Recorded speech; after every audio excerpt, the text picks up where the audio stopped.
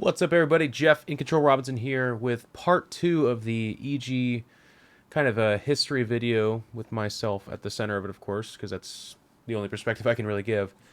I want to first and foremost say that thank you to everyone for the awesome feedback from the first one.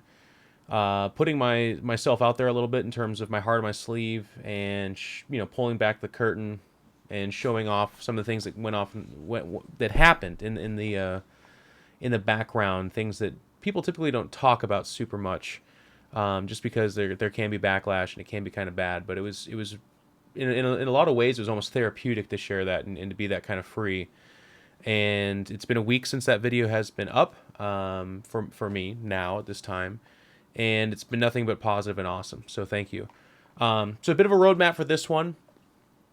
Where we last left off, it was 2012. I'm going to revisit 2012 because there's so much that happened in that year, and there's so many things that I missed and didn't give enough time or even talked about at all, that I'm going to cover that. I'm also going to rewind it a little bit and talk about a couple of things that I think are important to kind of share that I didn't touch on. One is something that happened around NASL, that kind of branches off and gives a different flavor to something that I think a lot of people aren't aware of, and I'm in a place now where I could talk about it for the most part. And then I want to talk about coaching, and I want to talk about the transition from player to personality, because that happened in 2012. It was starting to happen in 2012, and a lot of people asked about that. So that's where we're going to go, and then we're going to go into 2013, and then we're going to go up until 2017, which is now, with my departure from EG and what that was like and what happened. So this is going to be another long video. I have recovered from a cold, but I just got back from Arizona, so my lips are even bloody and chapped. Um, I am roguishly handsome. I will just admit that right now. That's natural. You'll just have to deal with that. Um, but it'll be rambling, incoherent. I don't have this script written out. That's not my style. I haven't. There's no teleprompter. This is just coming out of me. This is just a little bit of an honest give you guys a feel for this, and then we're gonna end with talking about what my future looks like again, just a little bit because I've already done that, and we're gonna talk about how you can expect more videos of this nature to be coming out on this channel, and hopefully that can be something you guys will be excited about. So first of all, let's go to that rewind. So you can watch that whole first video to go way deeper than anything I could say here now about what was going on in 2012. But that NASL period, one of the things I kind of touched on was just how kind of awkward and weird it was. It was incredible in its endeavor, and Russell Pfister had a vision and passion beyond belief. He put a lot of his own blood, sweat, and tears and a ton of his money into making something that ended up really incredible. I think the Rotterdam Mr. Bitter, Frodan era was amazing. I thought that was really good production. The shows they did, the little shorts, the tournaments they put on, they did a fantastic job. It was really unfortunate that the scene kind of collapsed around them with the first iteration of WCS, and it kind of choked them out because I thought they were doing something that could have gone on and been really successful, like really huge. And again, a huge that was given birth from Russell Pfister. There's nobody else that can take anywhere near the credit that there's obviously contributing players, there's obviously people that made it possible, but he was the driving force, and that just has to be said. So I talked a lot about how it was awkward to live at his house, how he's a little bit of a shady character, and certainly that's true. But you could say bad things about anyone. But what has to be said is what an incredible endeavor and awesome thing it was that he did to go out and make that. But I do want to share a story that happened during NASL, and it's amazing that I actually I remember this a couple days ago, but I remembered at the time that I swore that I would one day tell this story publicly, because it just shouldn't go on that these kinds of things happen without people knowing. It's really a shame that people can be this way and it doesn't get said. And I plan in the future to continue to, where appropriate, be that honest voice that says, "Hey, this is this is what kind of person that person is." I'm not looking to destroy anyone. I'm not looking anything like that. In fact, what I'm about to say won't destroy anyone, but I think it's an honest color on people. So back then, it was about 2012-ish. I'm not super specific on the era. I think it was NASL Season 2 offline finals, where I was just a commentator. I had already departed this time, but I was still close to the organization, obviously, and the people that worked with it. And just going to jump right into it. We had a bunch of Koreans that obviously qualified for those finals. And if I remember correctly, if it was an ACL Season 2, it's either 2 or 3, but I think it was 2. Um, Boxer, a lot of Slayers, and a few other Koreans had obviously qualified for those finals. And their flights were paid for. They were coming out. They were competing for this giant, 100,000 or 150, whatever it was, this big prize pool. A couple days before they were heading out, um, Jessica reached out because she was kind of the business head of those people and a little bit of the mother hen of the Koreans, reached out to Russell and said, the Koreans are not going to get on this plane, Boxer included, unless you pay X amount more money. They had already agreed on how much money these people are going to get paid. Boxer's getting an appearance fee on top of coming out to compete.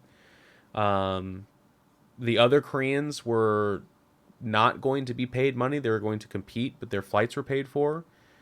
As is normal with tournaments, you don't get paid to then go compete for more money, typically, unless it's like a game show or there's some amazing sweet deals going on there. None of that was agreed upon. They were just given flights, and they had qualified for these finals, so they were going to show up. But Jessica had gotten them to basically agree on standing behind her and saying, sure, we will not get on those planes, so all those tickets will be wasted. The tournament will not have a finals because over half the participants won't show up. And it was all so that the Slayers organization, Jessica, could get more money. I don't know that it would go to the players, and if from what I know of Kespa and the people like Jessica that kind of work in that same way, they would also probably not get that money to the players. But maybe they would have. This is conjecture. I don't know. But what I do know is that was a form of blackmail for the most part. They said, "Yep, we're not getting on that plane unless you obey our new command." That was not what we talked about. Was not agreed on, and that put Russell in a terrible position where he basically has everything his entire livelihood in this tournament. If he says no, then and those players don't come, then the entire tournament falls on its face. If he goes to the public and says these Koreans blackmailed me and said that they wouldn't come, I think he knew that it would be a bad snafu and that the Koreans would of course look bad, but they deny it. He would come off as some kind of weird, shady guy, but it doesn't matter. It's not like the community would rally around and be like, "Oh, okay, well you're a victim. Here's money." Nope. They would just not watch his stuff, forget about it, and everything would burn around him. So he did. I mean, he had no choice. It was 2 days before the thing happens. So he agreed on it, gave him more money, and then they showed up and everything was fine. And nobody knew about that to this day. The only reason I knew about it was because I could tell that something was really disturbing him. He shared it with me. I was furious. But ultimately we agreed that it cannot be said because what good would that do? The Koreans would never show up to his tournaments again. They'd never participate. He'd be at the center of a he said, she said. There's no proof going back and forth. He didn't record the phone conversation or whatever it was. He just ultimately decided to be bullied that way. But I swore, and I believe I told him to his face. Again, this is like 5 years ago, so I'm pretty sure about all this from my perspective.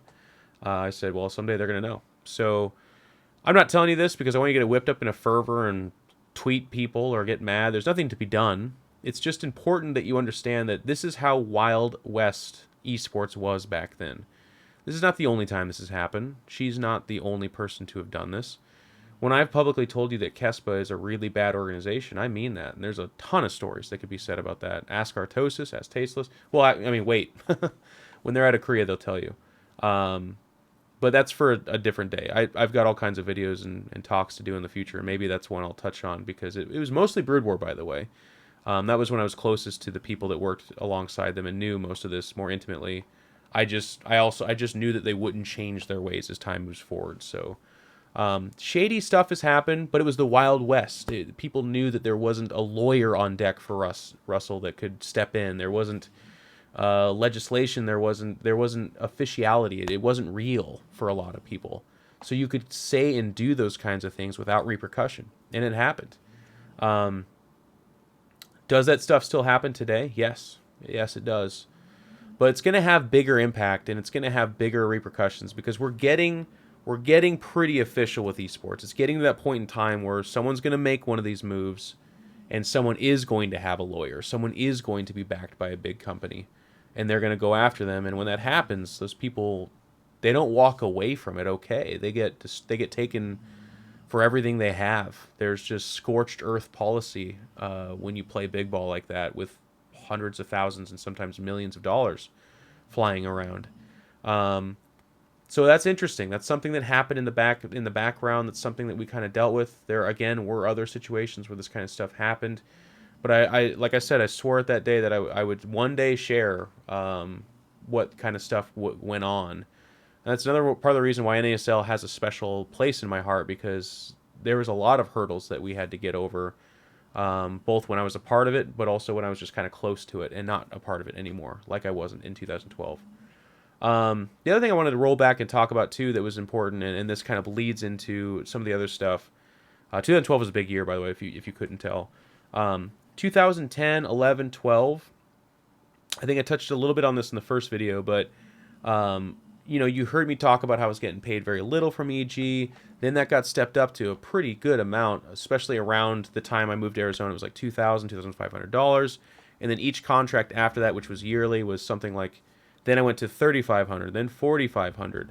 And that's really good money. That's really good money, especially when you're not paying any bills, like I wasn't, because the house was provided for by EG. It was only when I moved to San Francisco, which we'll get to, in 2013, where I started to take on my own bills, and of course that deal was a little less sweet. But for a few years there, making bank, not having to pay anything, that's pretty awesome. But before that, I was definitely living, 2009 to 2012, living that poor college student life. Still paying debt towards college at Oregon State. And this is like, it's funny because I have to tell the story, because this is going to be the beginning of something that, and I hope I do it justice, that continues throughout the rest of my life. But, we used to go to like the grocery store, and I would have $32.75 in the bank, and I would spend $28 on boxes of macaroni, spaghetti, sauce, cheap college stuff. And I'm not telling you this is a sob story. This is a lot of people's common story, but that's the life I lived. And bounce, like my debit card would get denied and stuff like that, because one thing that I bought 2 days before was slow to go through, and then it did go through, so I didn't have as much money as I thought. So then I was constantly calling my bank and be like, yeah, I'm sorry, can you please, is there anything we can do to work out taking back the overcharges and stuff? I was very stressed about money. And Anna was this amazing muse for me, because we were dating back then, and she was just like, well, I mean, you love StarCraft, why don't you coach it? And it was like such a weird idea to me. Like, certainly some people did coach, but it was extremely informal. It was like, yeah, okay, I'll give you some pointers. Nobody called it coaching. They just called it like helping each other, or training someone, or something like that. But the concept of paid coaching in StarCraft really was not done.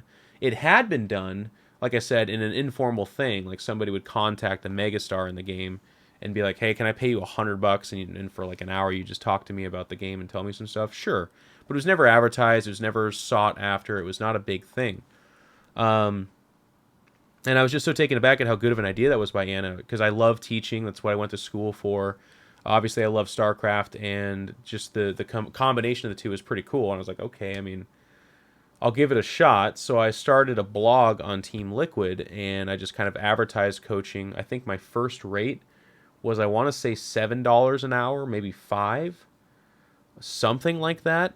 Someone can correct me if they can get the exact one out there, but something like that. And it took off. It was ridiculous. I had people signing up contact me through Team Liquid and signing up in the blog. And it got to the point in about a couple weeks where I was coaching 6 or 7 hours a day. And, that's like $30 or $40. But like I said, before that, I had $30 or $40 in my bank account. And it was such a sweet deal that obviously people were like, yes, I'll buy 10 hours at a time. And I'm like, 10 hours at a time? Okay, that's... Holy cow, we're talking $70 now, man. You know how much spaghetti I could buy with $70. I knew exactly how much, because I probably did it. And it just was insane. And I was coaching a whole bunch, and this is awesome. Suddenly I have hundreds of dollars in the bank account, and I was doing okay. I was really happy. And then that kind of grew beyond that. All of a sudden, the demand was so high that my rate was $10. Then it was $15. Then it was $20. It was 30, and then eventually I settled at I think $80 was my final resting place. I didn't raise it but above that. And that was much later. I was still coaching. I still technically was coaching up until even last year, but that was more like 1 or 2 hours a week, as opposed to the 5, 6, 7 hours I was doing a day in 2010 through 12. But just ridiculous amounts of coaching. And honestly, the thing to take away from this was that was the kind of that was the fracturing. That was the beginning of the fracturing away from being a competitive player. Because if you're spending 6, 7, 8 hours a day emphatically, personably coaching someone over Skype and playing the game, that's draining. Beyond, I don't know if anyone can relate to that. I'm not talking about putting down pavement physically draining. I'm talking about um, mentally and emotionally exhausting. I'm not an introvert per se, but I do find socializing difficult to do over long periods of time. And I don't coach like this. Like you'll never. There's no one that ever had me go like, okay, doing that. That's good. Now do this. Okay. Yeah. Yeah. Yep. Okay. Good question. No, I'm like, all right. So like we saw this from you over there. Now what are you thinking about this? And of course, let's go ahead and consider this now. Remember, dial it back to that game 2 ago. Like I make it. Well, I'm animated. You know, I try to make it interesting for them because while it's 6 or 7 different hours for me with different people, it's that 1 hour that that person put in, and I take being paid very serious. If someone pays me to do something, I'm gonna give it my all because that's just something that's written to my DNA. It's very important to do that. So this all kind of culminated. Like I said, that fracturing was beginning to happen where StarCraft was becoming a job as opposed to just something that people were willing to pay me for. The craziest story, of course, to take away from this was that early on in the coaching, by the way, when my rate was still something like maybe $10 an hour. Whoa, we're talking big money now. I get reached out to by a guy, and he says, "Hey, can I have your Skype?" I'm like, "I want to talk to you about coaching." I'm like, "Sure." On Skype, he's like, "Actually, can I get your phone number? I want to call you. I'd like to fly you out to coach me." And I'm like, "Well, okay, but just so you know, like I wouldn't ask for my hourly rate for that. You'd have to pay me a lot more because that's obviously a big step up and very different." He's like, yeah, it's fine. So we talk on the phone. The conversation lasted about a minute, if I remember correctly, and it was really funny. He's like, "Hey, my name's so and so. I'm not going to share his name. I'd like to fly you out to our place here in Dubai, and I want you to coach myself and my friend who I represent. And yeah, it'll be really fun." And I was like, "Hey, that's really cool. It's very generous of you, but you know, you have to understand from my perspective, I don't know you from Adam. You know, that's not really something I do. I have a friend nearby in the Netherlands. His name's Rhett. He's fantastic. He's a great player. I'm sure he would be happy to do it. It's just a much easier thing for him to do." And he's like, "No, I really like your stuff. We'll have you come out." And I was like, "Okay, man, but I mean, you have to understand it's really expensive. Like, the ticket alone's expensive, but also like I can't charge my normal rate." He's like, "Jeff, money doesn't matter. I don't care." He's like, we'll pay you like $10,000 or something like that. I don't know, whatever. But I'm gonna talk to you tomorrow. Okay, I gotta go." And he hangs up. And I remember pulling the phone away, and Anna and our mutual, but well, anyways, one of our best friends, Melissa, is right there, and we were just kind of hanging out, and they're like, "What did he say?" And I was like, "I think he wants to fly me to Dubai, and I think he said $10,000." And they both at the exact same time said, "Well, you're gonna do it, right?" And I was like, "Yeah, I kind of have to." Uh, the most I've ever had in my entire life up until that point was maybe $300 or $400, literally. And I'm not asking for, no, I'm not a sob story. I always grew up comfortably. I'm very middle class. In college, I didn't miss meals. I drank, I partied, like it never broke to the point of sad story. That's not the point of this. The point is just always that I lived paycheck to paycheck and never really had money. I wasn't super money minded, if you will.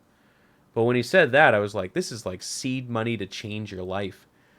So I said, yeah. And we worked it out. He bought business class flight on Arab Emirates, which if you've ever experienced anything like that in your life, don't, because it'll spoil you to the rest of everything else you'll have to do for the rest of your life.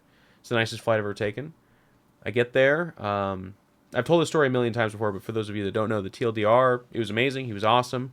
He represented a Dubaian prince, and I was able to go through their house, one of them. They had kangaroos in the yard. I remember being like, "Why do you have kangaroos?" He looked at me and said, "Why not?" Thought that answer was amazing. We ate great food. We hung out in a big area, played with his friends. I kept trying to coach, and I felt really bad because I had to be like, well, if they're gonna pay me that much, I have to be the fucking pope of coaching right now. And then he looked at me at one point and was like, "Jeff, relax, okay? We just want to have fun with you." And I was like, "All right." He also gave me an envelope at the beginning too, and in the envelope was another $5,000. And he said, I want you to see Dubai. I want you to experience the culture. This is your walking around money." Well, he gave a guy that doesn't have any money $5,000 and said, "Go spend that." I didn't. I spent like $300 of it, and I thought that was being really generous. I went and saw the tallest building in the world, and I went to the mall where there's a ski slope inside of it because I guess that's, something you should experience. And then I pocketed the rest of that money because that's life changing money for me. So yeah, it was amazing. Came away from that. That money went in the bank. I paid off my loans. Well, not loans, my debt, my school debt. That was rent money for the foreseeable future. That was living comfortably. That's when I became a responsible adult, kind of. I didn't like go home and buy a golden necklace. There's no story like that. I treated myself to some nice food. I probably ate too much Pizza Hut for about a week there. I anyways. So that's that. So that's the dial back. That's some of the formative things that happened around me and EG, because I was on EG at this time too. But these are the things that players did back then. I mean, my story is obviously very unique, but these are the kinds of things people did to earn money and to keep themselves afloat. So now we go back to 2012. And I want to go right into kind of an interesting concept that was occurring at this time. So I'm at the EG house. This is post NESL. This is still being a pro gamer. We're going to MLGs. I'm living with Greg and the Muslim and Machine, StrifeCro, Axelav, and some people that work on the production side of EG, as well as Anna at this house in Arizona. I believe it's 2012, where I do have Barristan. We get him as a little puppy, and he is my best bud in the whole freaking world. As I tell you this, he's sitting right here next to me with his two bones within eyesight because he cannot let them go. And these were really good. This was a really good time in my life. State of the Game was gigantic. I loved it. It was a huge part of my life. It gave me a platform to be a public speaker. I genuinely consider those guys my best friends. JP, Day 9, Noni. We didn't have the same opinion on everything, and I think that's part of why that show was so damn good. But it was just so fun. Even the downsides of it. Even when I opened my mouth too much in the show and was answering for it on Reddit or Team Liquid, or people were really mad at me because I was too verbose about something or whatever, there was definitely some frustrating times in there. But even that was a very important stage of my life, because I really think State of the Game is the show that allowed me to make a lot of mistakes publicly and then learn from them and then become what I feel like is a much better ambassador to gaming and StarCraft specifically, that hopefully you agree sits before you now. I don't have that terrible story of like, Jeff was at a concert and he shoved a black person and said white powder or something. Like, there's nothing. I'm not a secret hidden racist or evil person, but I definitely have taken jokes too far. I definitely have harassed people to the point where you could call it bullying. And I definitely had opinions that were voiced far too with too vulgar of a language, basically. We don't need to unravel all of that. You'll just have to take my word for it. And it sucked because the State of the Game would have, 10,000 people watching that show, more often less than that, but upwards of 10,000. And when you said something stupid, it's not 5 people that message you. It's a thread with 300 people discussing it. It's 100 tweets. It's emails. It's messages from everyone you know and love because they all watch it or they're hearing the backlash. And there were some dark times in there too. But I learned humility. I evolved my humility. I will say. I think I've always been at least semi humble person, but that's a humbling experience for sure. So that was kind of going on then as well. I loved living in Arizona. We worked out all the time. That's where the famous Evil Geniuses bench press video comes in. All you have to do is look up StarCraft benching on YouTube. It's got 500 or 600,000 views or something like that, and it's one of my best bench press, one of my best lifts, and it's actually caught on camera, which is really nice for me. It was a 500, or no, it was a 435 pound raw bench press, which when I did my 700-pound bench press in college with a shirt on, of course, a bench shirt, I was only doing raw like 400 at the time. So that was really good. That was really good for me, and that was cool. And I was lifting with Idra and Machine all the time. Anna would come some of the times. Axlab joined every once in a while, that kind of stuff. But we had a really good thing going, and we would go over to Scoot's house. We put on, some people in the comments were asking about Masters League and stuff like that. That was going on at that time. We did other activations for other sponsors, and I'm just trying to give you a flavor of what life was like back then. It was just being surrounded by your best friends and comrades, and being taken care of by evil geniuses. And that's also where I feel like the family unit kind of happened.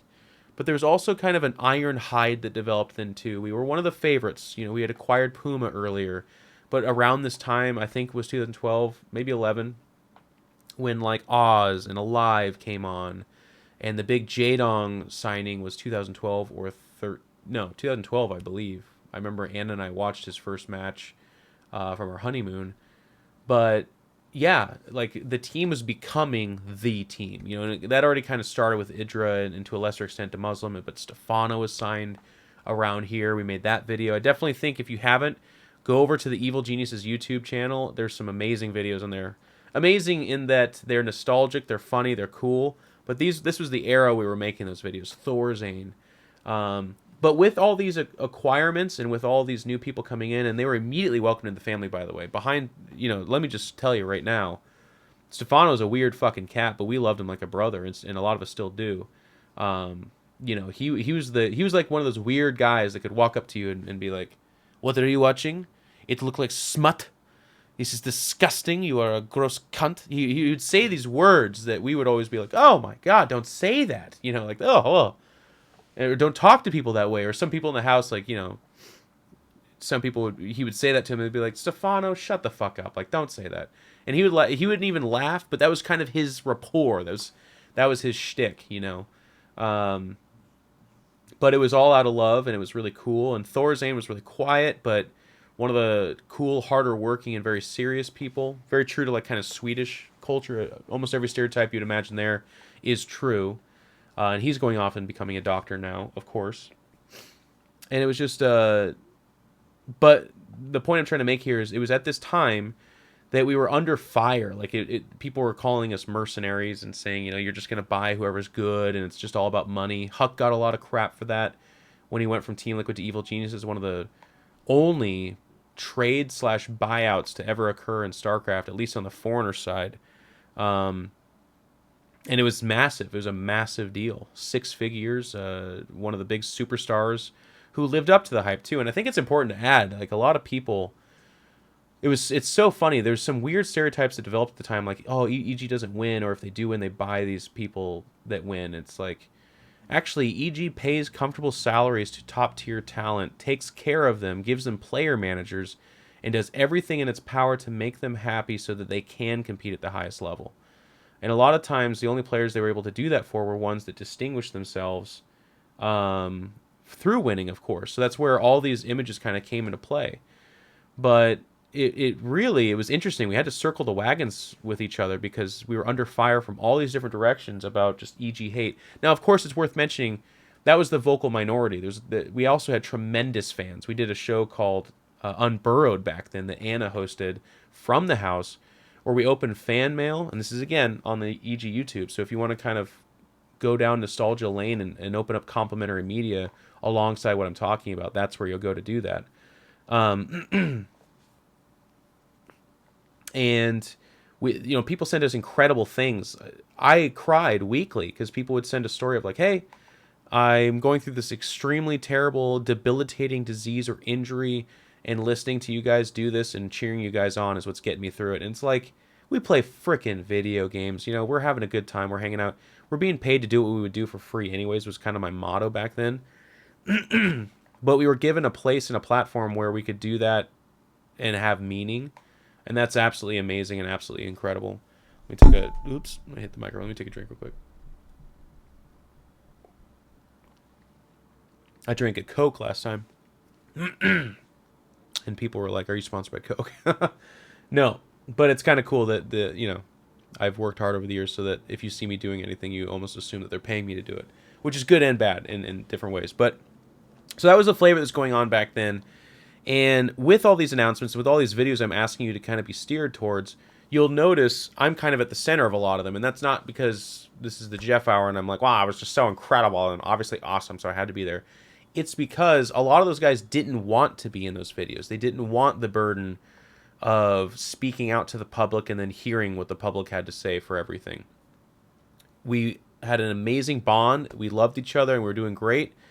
But we were under fire all the time for everything we did. If one of our guys bowed out early in a tournament, I'm not talking just me, I'm talking about everyone, they got a lot of hate. If we signed a new person, well, it was who they going to cut because they're not winning, and obviously they signed this person. And there'd be a thread with thousands of comments discussing who's the worst on EG every single time. And those guys read it, and they went tonight that they would go to sleep that night with their head heavy on that pillow, not feeling good about life. You know, if we did anything else, if I tweeted out or talked about playing other video games, I was undeservedly being paid by EG. And when is he going to get cut? All he does is do shows and stuff. Fine, you know, it was rough. So I kind of continued to push myself forward as the guy that absorbed that, and a lot of that was because I actually really enjoyed it. Not the bad stuff, obviously, but I love public speaking. I love interacting with large audiences and speaking out about stuff that I love. And I freaking love StarCraft, and I love gaming, and I love Evil Geniuses. So I had no problem doing all that. But when you do those things, it takes away from your time of training. It occupies you, obviously, mentally with responding to people or hearing people's responses.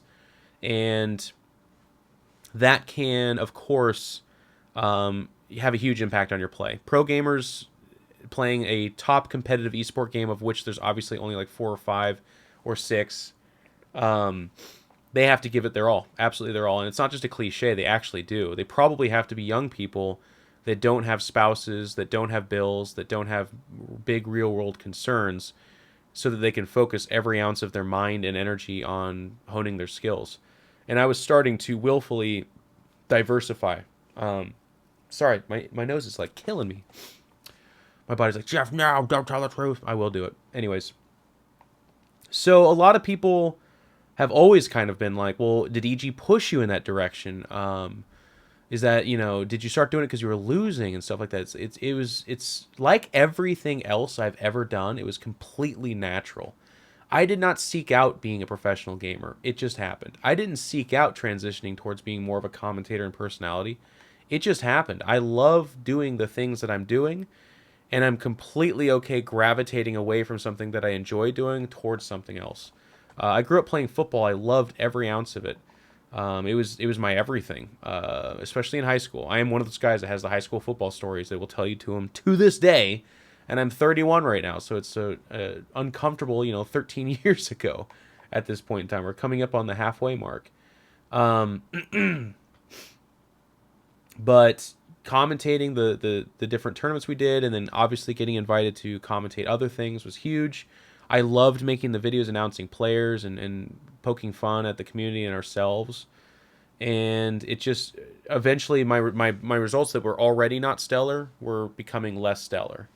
So EG did sit me down a couple times. I very distinctly remember talking with Alex in particular, but Sir Scoots as well, and they would be like, hey, what do you want? If you're going to be a player or you're going to be a personality, you need to let us know. We'll support you, but we're going to engineer your life in that direction. Doing both doesn't seem to be making you happy. And in those talks, I kind of told them I feel like I can do both and I want to do both. And this is why it's so cool to share this. EG didn't fight me on this. They didn't make me uncomfortable. They embraced it.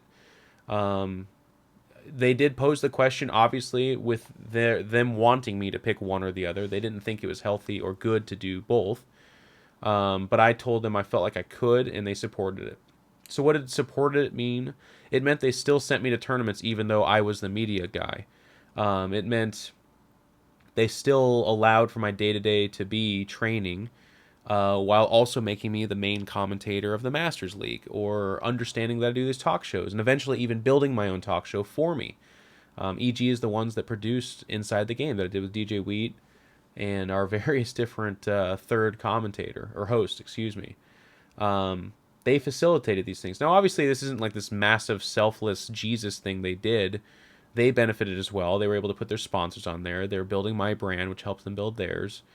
But at the same time, they went with what I wanted to do and gave me the tools to do that. And that's the theme throughout my entire career with EG. So in 2012, this starts to happen, this diversification. And at first it's rough, like I was talking about. But eventually it becomes something that I'm really excited about. And I kind of had my cake and ate it too, in the sense that I was still going to MLGs, I was still competing, I was still being sent to Home Story Cup. But I would commentate Home Story Cup and play at it. My results were poor, and that killed me. It really did. I'm a very competitive guy. I need something competitive, and StarCraft was my competitive juice back then. But it wasn't killing me enough that I wanted to not do the other things. It was never that important to me. And I think that's an important thing to share and be distinct about.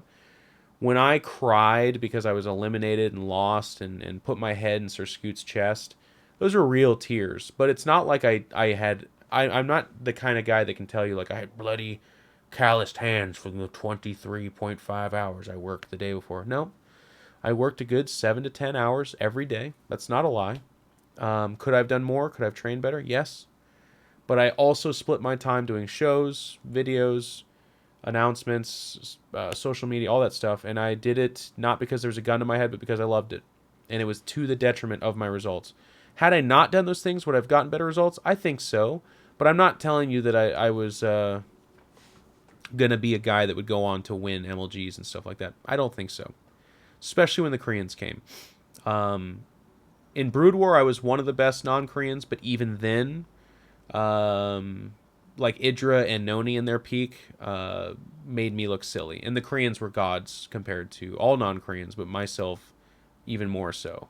I was a very good Brood War player, and I'm very happy with my success, but when the players got to that amazing stage, I didn't have the talent for it. Not really. So I was okay with these natural transitions. Now, 2012 was also I would say, a very stressful year for a lot of our guys. This was a year where DeMuslim, in particular, had come in as one of the hot dogs of the scene, one of the best players. And by 2012, he was struggling with that identity, because it had been a long time before he had good results. He'd been online a very good player, slaying anyone. He was one of the absolute best online. And then when we go to MLGs, it was a constant disappointment for him and everybody else. And that was really tough. Idra was a little bit more towards the downward swing now here as well. This is where no longer was he the MLG champion, was he the IEM champion. He was the person that was, losing games on ladder to people that previously he would have laughed at and destroyed with one hand. So this was a humbling year for him. Huck was still doing very well, obviously. I can't remember. I think it's 2011 MLG Orlando is the last big event he won, but it's not too far off from his DreamHack, MLG, and Home Story Cup victories, which put him on the map as one of the absolute best foreigners of all time. But even then, Huck's results as well were not as untouchable. And it was starting to be like, okay, if EG wants success, they're going to have to get some Koreans. So those Koreans I previously mentioned, your Oz, your Alive, Puma, Jaedong, these JYP, they were starting to kind of carry the weight. And every time EG showed up to a clan match or a tournament, these were the guys that were like, okay, you guys have to go win because you're not doing anything else for us. The foreigners, you guys have amazing streams. You guys are in our videos, so you still serve a purpose and are a part of the family. But there was always this kind of this overarching sadness over the team too, because we built a team of champions and people that really have a history of winning, that no longer were winning. And StarCraft was still huge at the time, so they were kind of at the forefront of people being disappointed in their lack of success as well, and they were at the center of it. So 2012 started as this like really golden era, all in the up and up. Our videos were incredible. EG was the powerhouse juggernaut, and then it plateaued, and even I would say kind of started to go down towards like stressful, frustrating.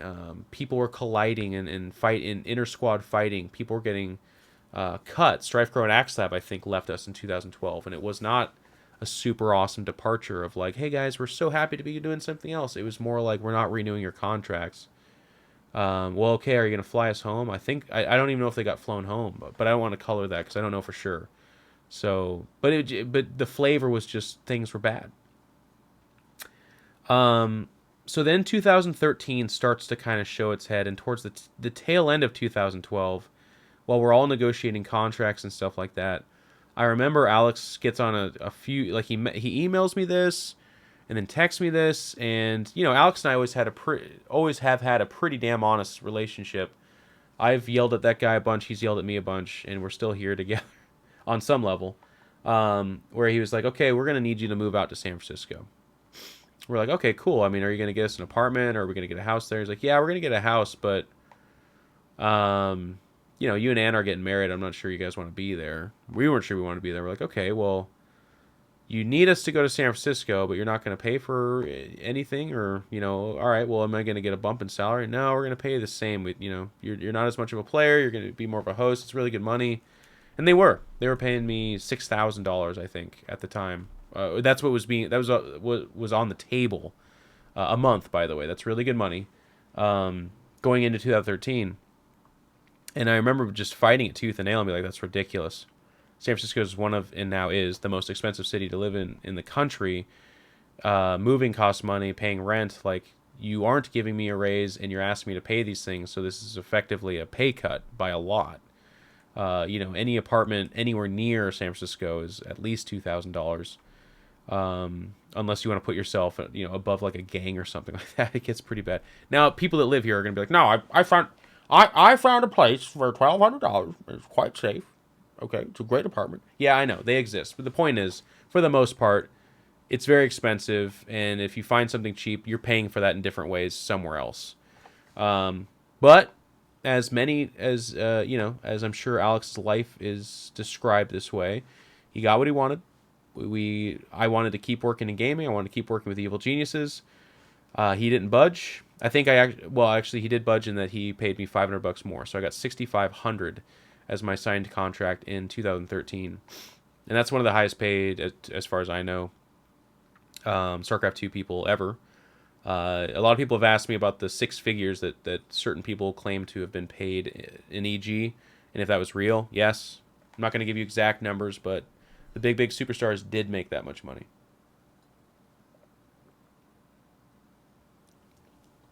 And as you can see, I made close to it. And if you know, that's what EG paid me, but I ended up making a lot more than that from the other stuff that I did. Streaming and commentating and hosting and all that stuff. Life was good. So we moved to San Francisco, and this is a gigantic transformation at that time. So we go from a house with, you know, jam-packed full of best buds, yes, stressful, but also every weekend we go see a movie, we'd eat out, we'd work out together, we'd sit around and hang out. Every once in a while we'd go party, and you know, we were brothers, we were best friends. It was just awesome. We were very close, and that's something that you can really only achieve living together, or at least near each other. So for that, I'm eternally thankful to EG. I got to experience that post-college in an amazing house in Arizona with amazing people. And I traveled the world and saw more amazing people. It's really incredible. 2013 was very different. Now I am pretty much not a player. It's all but official. It never has been official. People always like, when are you going to announce your retirement? I don't think that's real. I don't need to publicly announce I'm not a player anymore. I just don't go to tournaments. I'm still going to compete and play where I can, but if a tournament's like, hey Jeff, we'll pay you some money to come commentate, I will go do that, because that was my best bet at reaching the most people and having the biggest impact. So that's kind of what was important to me. So Ann and I get married. That's a video for another time, talking about that. But if you can find the right person, guys and girls, marry them.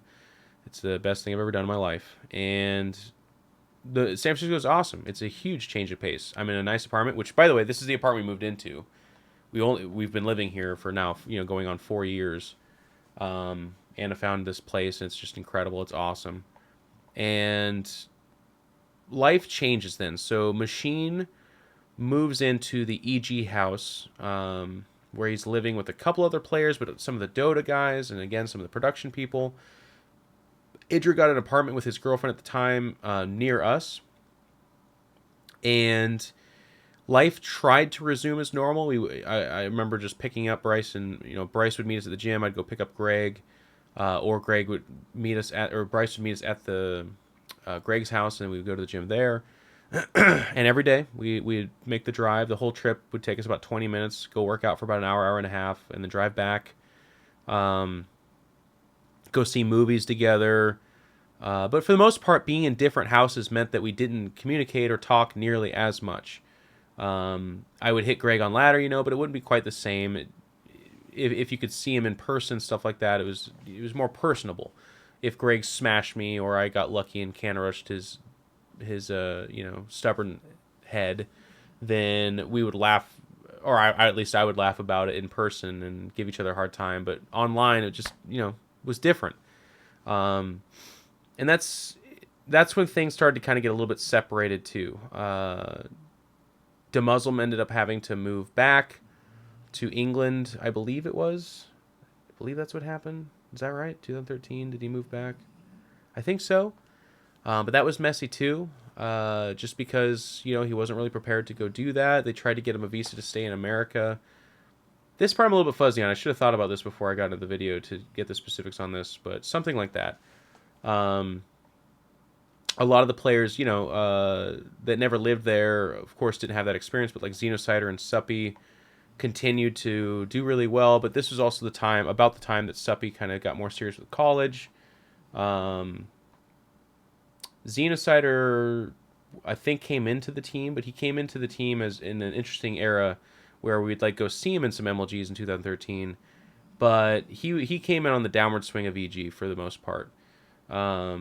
So we didn't get to see him as much, and I think a lot of the guys didn't forge as cool of a relationship with him. But he's such an amazing guy that he's just really honest and really out there, and really he's funny with how comfortable in his own skin he is, and it just always kind of took us back. When we first met him, was like this tall, lanky, big-headed Asian dude, but he just owned it, just fucking owned it more than I think most people do, and you should follow him. He's a really cool guy. But EG just took on a different feel. And every couple of days, not every couple of days, but every once a week or so, I would go into the EG offices in San Francisco that had this really nice red brick, cool, tech-ish feeling office above a bar in downtown San Francisco. And we're making cool videos. We were doing Judge Jeffrey. We started doing Between Two Ferns, our rip-off of Between Two Ferns. What did we even call it? I can't remember what we called it. I'm blanking on some stuff right now. I'm sure you guys know. Those are also great videos on the EG YouTube channel. But that was kind of the flavor of life. Otherwise, I was at home streaming and playing, but not going to tournaments as much. And I would just be kind of constantly reaching out to EG and be like, hey, give me more to do. But I remember, and I think it was 2013, I remember we were doing a State of the Game. It was me, Jenna Bain, and JP on the show. And they had, I didn't even know this had happened, but they were like, oh God, hey, Jeff, did you know that Greg just got fired from EG? And I remember, and this is on JP's, I don't know if it's on his channel or not, but you can find this video out there, but it was real, man. That was one of the most raw moments I've had online ever. Greg is he's been one of my best friends since, early Brood Wars. We're talking 2005 or 4.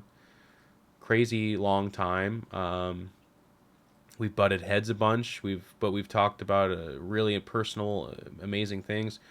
He's just always been kind of like a little brother to me. I've just always had a special place in my heart, knowing more about Greg and seeing kind of behind the image that I think a lot of people have of him, made me feel closer to him, I think. So to hear that it had finally the shell had finally cracked and he had just been terminated was devastating to me, because A, I knew he deserved it, but B, I felt so bad because it was like knowing your friend was going to be in a car accident and not having any way to stop it whatsoever. So it was a very emotional time, but I think that's an important story to tell because it kind of punctuates a change of pace. This was the departure of EG. This was things starting to move away. EG as a whole, by the way, this is from the flavor of StarCraft 2, because back then you have to keep in mind this is ramping up for a TI win, international win, excuse me. Our Dota team was amazing and killing it and hugely successful. Um, our fighting players were, of course, always doing really well. This was also in the era of us acquiring the League of Legends team with Snoop and Crepo, two people who would go on to be some of the biggest names in gaming. And it, this is kind of when that was all going on. But at the same time, the StarCraft 2 division was starting to kind of dip down. There was still some bright spots. Obviously, Jaedong was starting to finally perform really well, and this would kind of continue.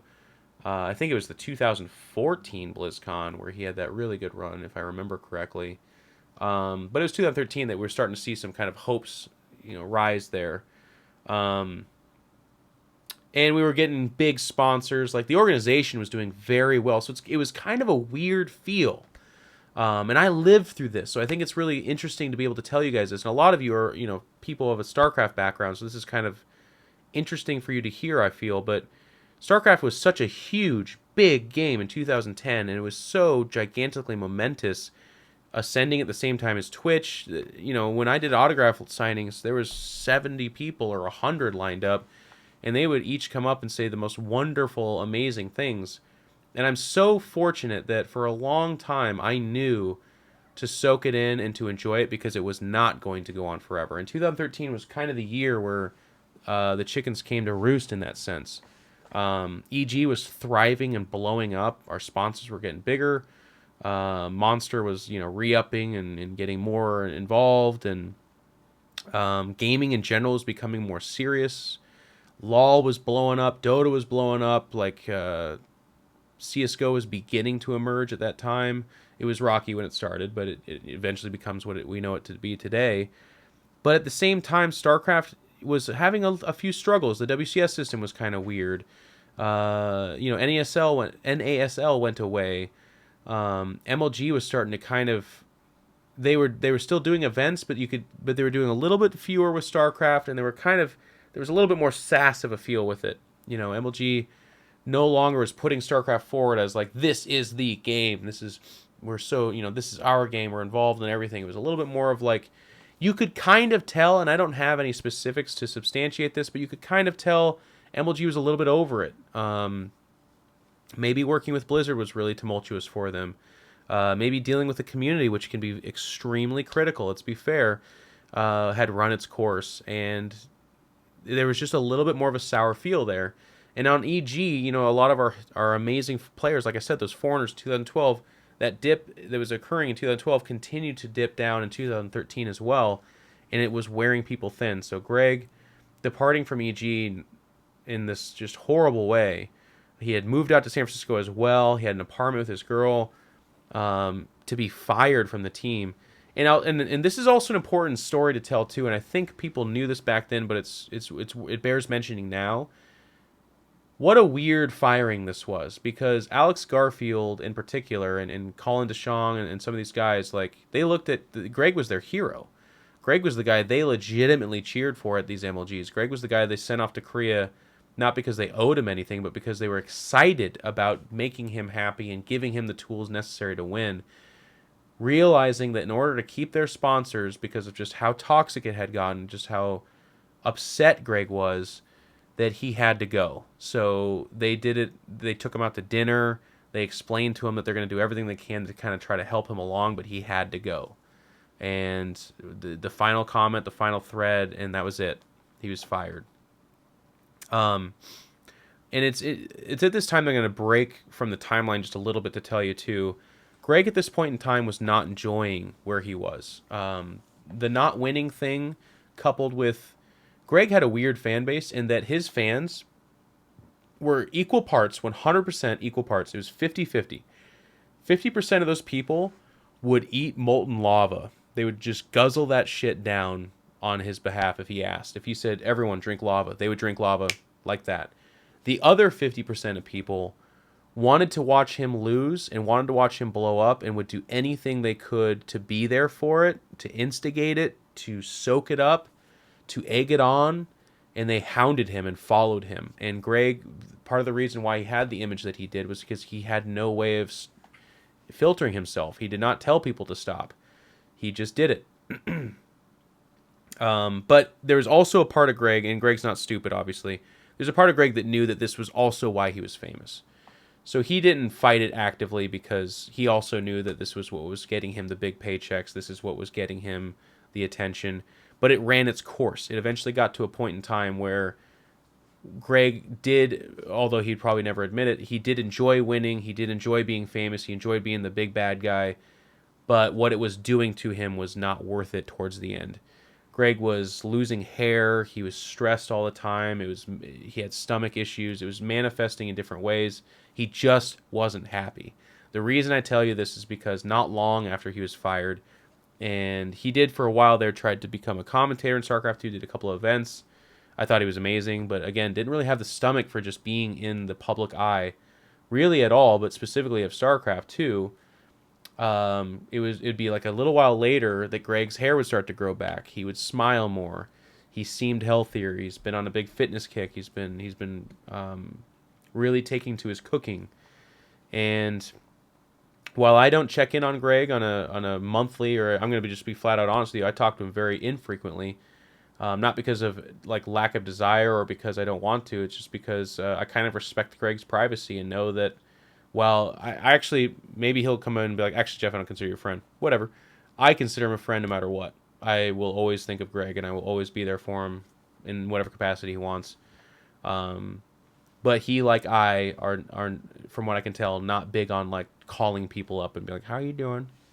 Yeah. How's the weather? Okay. You know. Maybe that's an excuse, but I do want you to know that he's doing really well, and leaving StarCraft was a big part of that. And I don't say that as like a kick to StarCraft's nuts. I don't say that because I want people to feel bad.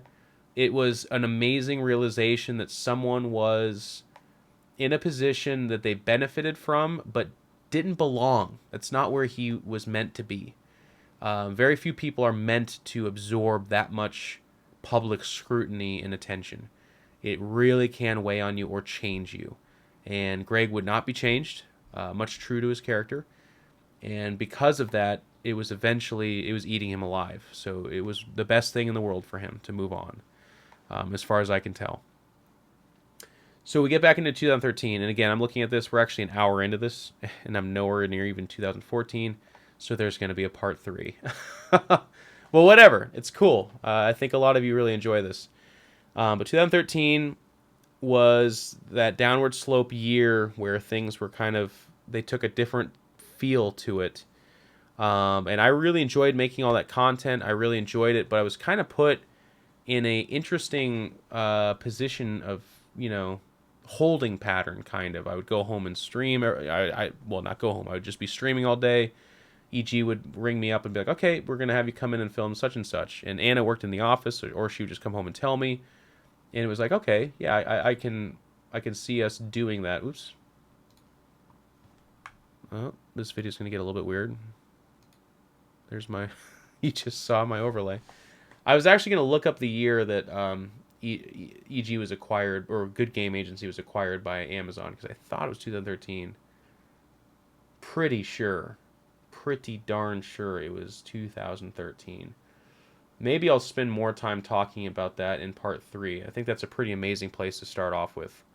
Ooh, that's good. It's like a good clincher for you guys, too. I'm getting better at this. But I think I would leave you off, too, with a little bit... And again, this is that rambling, incoherent part of this. So stick with me. I think you guys enjoy it. But, of course, the perfectionist in me wishes I was more timely with this. But 2013 was also a really cool year in the sense that this is when I got to meet Jaedong. This is someone I stayed up and watched play since I was a kid, and he was he's younger than me by a lot. So he was like 10 years old, and I'm 15 or whatever, and I'm like, oh my god, it's Jaedong. Um, Not quite those ages, but you get the point. He actually has that superstar quality about him. Like there's an aura about him. Um, Whether it's, I mean, I'm sure it's projected from our own perspective, but he just is a special human being. Evil Genius has brought me closer to him, and he's just he's everything you imagine. By the way, he's actually an amazing leader. He's actually an amazing human being. He's actually respectful, professional, upstanding. There's no dirty stories here of him being gross. He never tried any blackmail shit. He just showed up and did his best. And I think for me, one of the coolest moments, I think this was 2013. This is obviously well into meeting with him, but I was I was the host for DreamHack, and I was the stage host. And he had just lost on stage. I want to say, who did he lose to? I can't remember. But it was like the semifinals or maybe quarterfinals. I think semifinals, and it was a close series. He loses the last game. It was like a DreamHack summer of some sort. It was in Sweden. But I remember I go into the booth, I open the door to see how he's doing, and he's sitting in the chair, and he's looking down. His head is in his hands, and there's just tears just streaming down his face. Streaming down his face. To see someone that successful, that glorified, so completely annihilated, is a weird experience. I've seen people cry. I've seen people be in despair. But to see a proud champion, like elevated human, wrecked like that was something I'll never forget.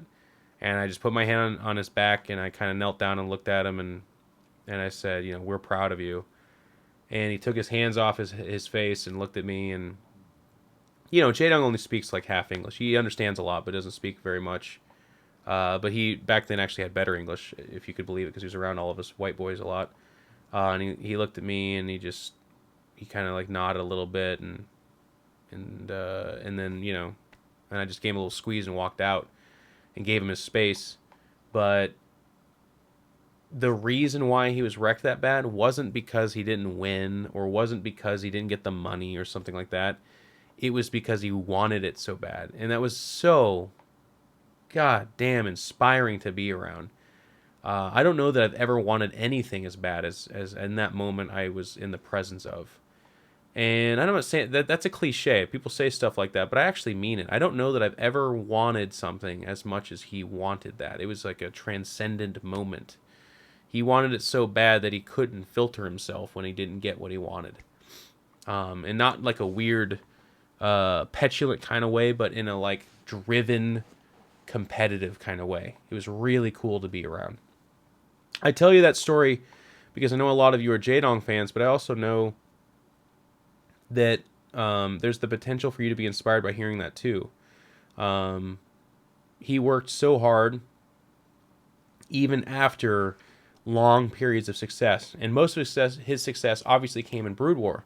So a lot of his success was behind him, something a lot of people use to almost demotivate themselves. They're almost like, well, I've already won. I'm already a legend, so this sucks, but whatever. I'm so and so. This is fine. Not for him. You would think that he had won nothing, and every new victory was like his chance to finally show himself off. It was amazing to be around.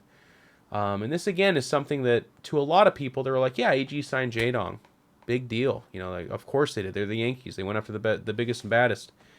And while a lot of that is true, they went after Jaedong because they felt like he encapsulated the image that they wanted for our organization: fearsome, a winner, motivated, driven, but with an aura of like professionality, and we wanted to be him, and he exuded that. And I was exposed to that, and I got to be around that, and I'm proud to say I'm friends with Jaedong, and that's amazing and cool, And a big part of that's because we were brought together in this family of EG. Well, I mean, the only reason that is true is because we were brought together on EG. So a lot of these events, Home Story Cup, I would travel, and he and I would room together. He would go running every morning, and he would come. He's just such an amazingly cultured person. StarCraft 2 for him was a vehicle for experiencing the world. He had been in Korea. He had been revered, obviously, but he had not gotten to see much else. They would do the one-off in China or something, but for the most part, he was kept in a pro gaming house, and then he was shuffled over to events in Seoul, and he competed. He didn't get to see the world.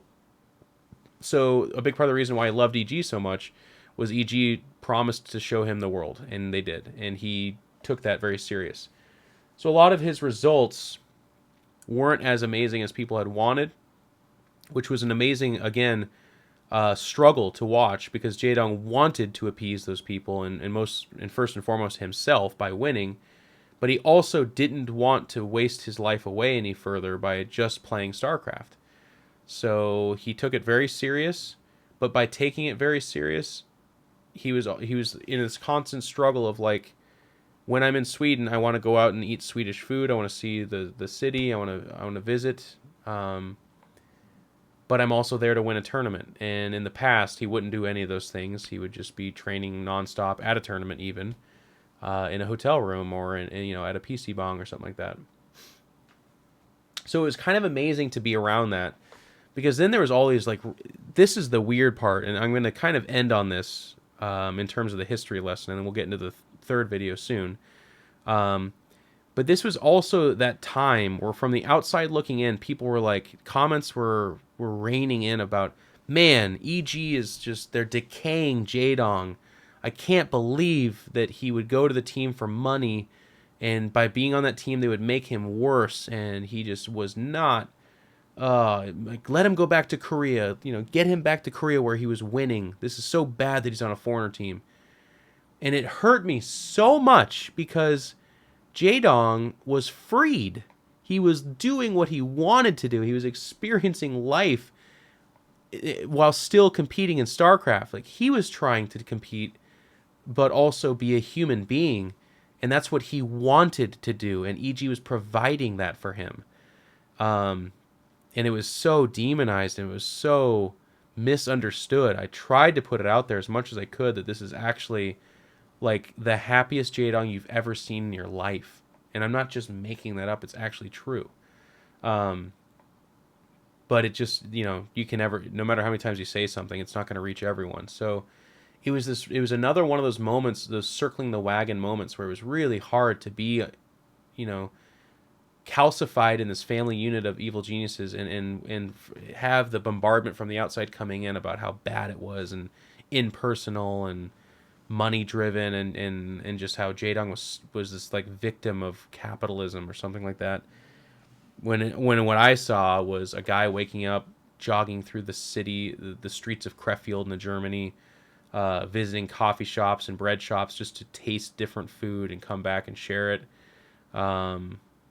and living life, like truly living life. And he told me, a bunch of stories and stuff like that about what made him happy and what it was like to leave Kespa specifically. He always said Kespa, not Korea. And what an amazing opportunity it was and how happy he was. Because I talked to him, when you see a guy cry like that, you ask him, you're like, what can we do to make you happier? And he talked about how he knew he was struggling because all he wants to do is win, but he also knows that Korea is the Korean system is what will make him win, but that was also not him being happy in life, is what he basically kept saying. So it's kind of crazy, StarCraft does so much for people. It lets them travel the world and experience new things and get paid and become famous and successful, and that's awesome. But it also just brings out... I mean, it's not StarCraft to lay this at their feet, but it's just interesting seeing what can be done to people. The public eye was not where Greg needed to be, and he was withering. Gets out of it, super happy. But he had his time where he was the Kraken. He had his time where he got to experience that. Jaedong, this ball of drive, this just avatar of competitive drive, was also withering, because in this state of playing that 12 hours a day where your single purpose is to win, and that is it, he was missing out on growing up, and he would talk about how he was missing his brother specifically. I'd never met his brother, don't know him, but apparently he's very important to Jaedong. But also, while he now is able to travel the world, he wanted to actually experience the world. And that's why he would stay a few days at a few of these events. And if you follow his Twitter and stuff like that, he actually posts a lot of pictures. And a lot of them are him and his Korean friends experiencing these places. So it was really cool having the best seat in the house for this stuff and seeing it. But it was also painful because I felt turned against the community in a lot of ways when I knew these things were going on, but it didn't matter. People would still say these really hateful things. Now, all right, well, the asterisk here is like someone's gonna be like, "Jeff, people are always gonna say mean things on the internet." I know, but I feel like a lot of people don't know what that truly means when it's hundreds of people constantly saying those things everywhere all the time. I think it's easy for people to read mean Facebook statuses or see a celebrity retweet something stupid and be like, "Oh wow, that must be a bitch to deal with." But until you face it, and I know that sounds really elitist of me. It's like, "Oh, Jeff, okay. You know better than me." It's like, well, what I'm asking for is that people give the benefit of the doubt. I'm not asking for sympathy. I'm not asking for your, your sadness on this. It's just when I describe how hard this is, think not of ways to poke holes in how I'm being melodramatic or over embellishing. Think more of like just give me the benefit of the doubt on it, because I'm guessing everyone watching this video, or most people, for the most part, haven't experienced this, and it's not making me better than you. It's just different. So I'm gonna actually wrap it up there. It's been an hour and 11 minutes, and I've covered the rest of 2012 and only 2013. The next video will be, EG being acquired by Amazon, and moving forward, that video I know will be a lot shorter. I know it will be. The acquisition's very, very interesting, but everything after that is basically a slow build up to what you see me doing now. So that'll be mostly a video talking about what my life is like going forward, and that'll be cool. So this one had some feels, it had some revelations. This was much more like the first video. The third one is going to be basically a ramp up into what I'm doing now with my life, and that's cool. So this has been part 2. Hopefully you've enjoyed it. I will again read the comments and respond to a lot of them. If you have questions about like why was Huck being paid and stuff like that, if I didn't answer it, I mean you can feel free to ask those kind of questions. If it doesn't get answered, don't feel the need to spam it or demand it or something like that, because I've read it. I'm just not going to answer it. I do share personal numbers, but I'm not going to share ones that I feel like are inappropriate or I'm in no place to share. So that's that for the most part. Do me a favor though, I haven't ended any of these videos this way. Please do subscribe to the channel. I'm going to be doing more YouTube comment or videos, excuse me. And I get way motivated by, obviously growing the channel and making this into something. I plan on doing one of these a week at the very least. And then if you haven't already, do consider checking out my Twitch channel. It's InControl TV. All my stuff's InControl TV. I stream there daily, StarCraft mostly, but also a bunch of other games like XCOM 2, Total War Warhammer, Space Hulk, Deathwing, soon Dawn of War 3. Thank you guys so much for putting up with this and hanging out with me. Let me know what you think and feel. Share it if you feel obligated. And like I said, the best thing you can do for me is subscribe to this channel, subscribe to my Twitch, follow me on Twitter, all that kind of stuff. It should be down there in the description. Thank you guys, and I'll hopefully see you soon.